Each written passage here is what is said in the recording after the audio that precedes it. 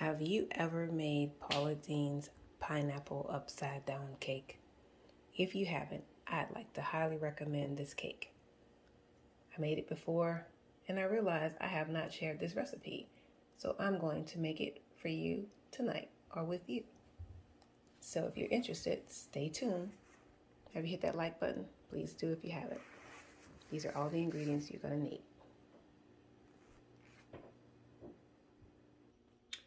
So for this part, what we're going to need is your 2 pans prepared, oiled and floured. This is 1 stick of butter. So I'm just going to pour half of it here and the other half here. Then I'm going to, of course, get it all mixed up in there.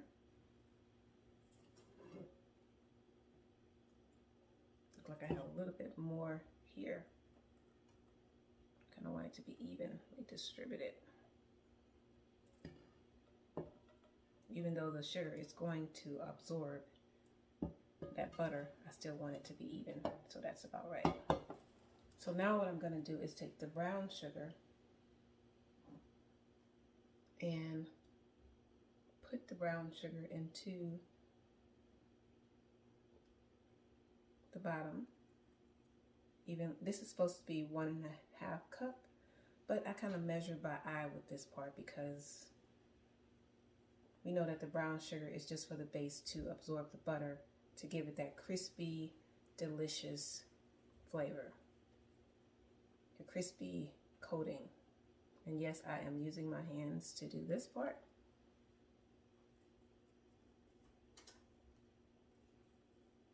Get it all in there nice and good.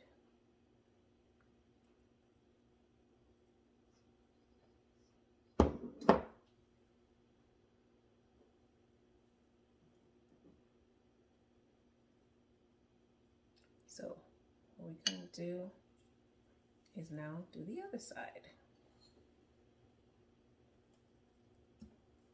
You want to do while your butter is hot. And it was just, I had already melted it.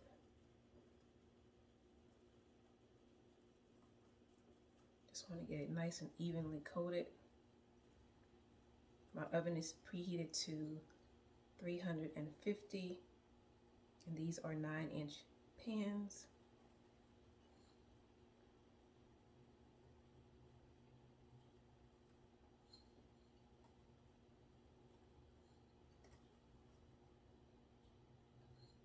I think that is nicely coated.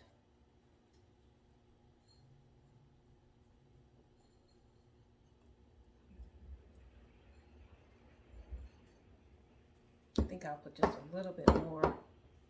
Just a little bit. Not too much.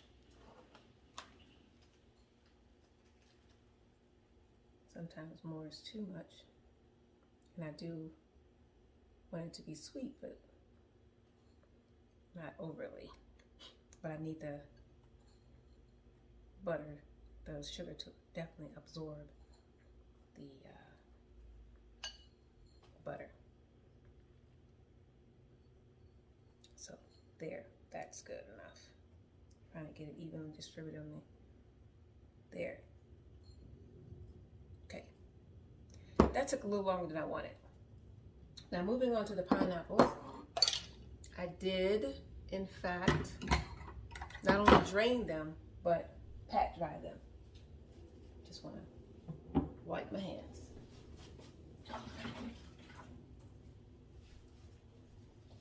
Always have a little clean dishwater, wet paper towel, ready for the cleaning. So this takes about, and I did pat dry them. Once I drained them, make sure I got all the liquid off, because that makes your cake soggy, if you know what I mean, or weighed down or heavy, or just not, it's not right. Have you ever made a cake and it was soggy? It's perhaps you didn't do your pineapples, drain your pineapples, and then pat dry them. I learned this from Preppy Kitchen. I made one cake and he talked about that, and I was like, thank you for that tip. So that's enough pineapples. So I'm now going to put the cherries that I cut. Got the ones with no stems. I like to put the cherries on the outside as well as on the inside of mine because I do love the cherries and the pineapple. So if I have some left, I'm going to add them. If you want to use whole cherries, you can do that as well.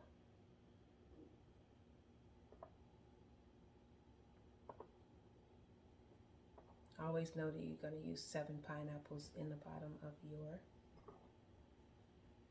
cake. I guess I won't put the other ones. This is plenty. Okay, now that we have this out the way, I'm going to now mix the batter. So for this part of the recipe, we're going to need 2 sticks of butter, 1 1/4 cup of buttermilk, 5 large eggs, 3 cups of sifted cake flour, 2 teaspoons of baking powder, and did I say how much sugar? 2 1/4 cup of sugar. So you can use salt if you want, but because I use salt there's salt in the butter, I don't do that. So I'm just gonna go ahead and mix this up. You guys kind of know how this goes, you know, the basic way.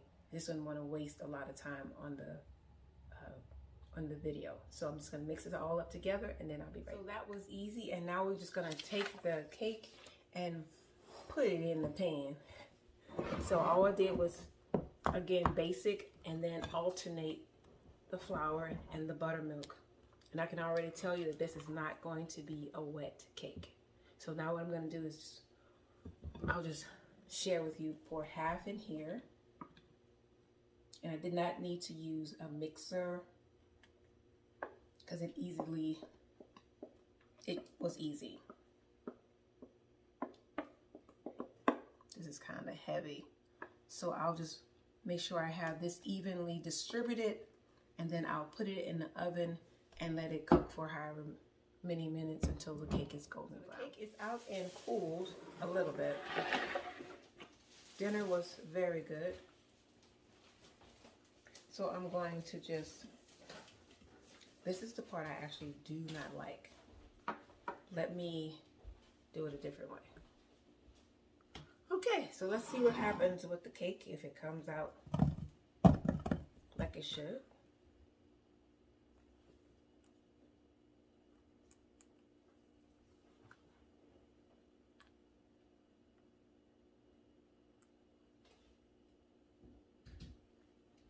Don't mind me for taking my time, because you know how it is when you want something to be perfected.